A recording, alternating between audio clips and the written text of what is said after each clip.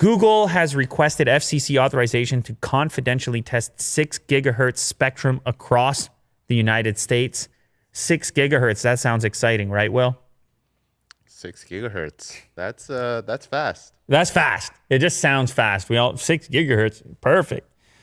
This is a complicated thing. The way that these bands operate, the FCC, at least in the U.S., has to authorize companies to even be able to operate within certain frequencies, and they open up these various bands at different times.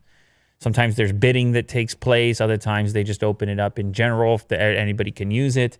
This is apparently going to be great for Wi-Fi because the current 5 gigahertz, 2.4 gigahertz bands are really crowded. If you've ever, you pop open your little Wi-Fi selector in any residential area, any commercial area, you'll see it's crowded. And oftentimes that crowding is responsible for your subpar experience. It's just a lot of stuff happening there. Well, this would open a tremendous amount of bandwidth currently unutilized. And if you were to purchase equipment capable of utilizing it, you would be part of a much smaller group than what currently exists on 2.4 and 5 gigahertz. Obviously, Google wants to be at the forefront of this. And even though they're kind of stating this current experiment as a small-scale fact-finding mission, you have to imagine that at a certain point they would want to turn that into commercialization. They have Wi-Fi products. They care about connectivity. They want you to have a better web experience because, well, you're more likely to be interacting with their products if your web experience happens to be good.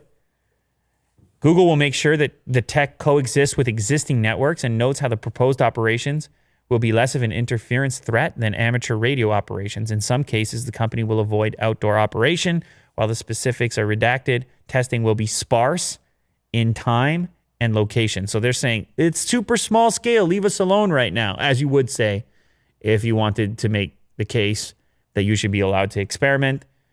Although they've requested permission in 26 different cities, including Atwater, Los Angeles, Menlo Park, San Bruno, that's where YouTube is based, San Diego, San Francisco, San Jose, Phoenix, Boulder, Tampa, Atlanta. Well, there's a whole list of cities that they want to run this experiment. New York is in there as well. And it could have implications for the future of your Wi-Fi equipment and your Wi-Fi connections, Will.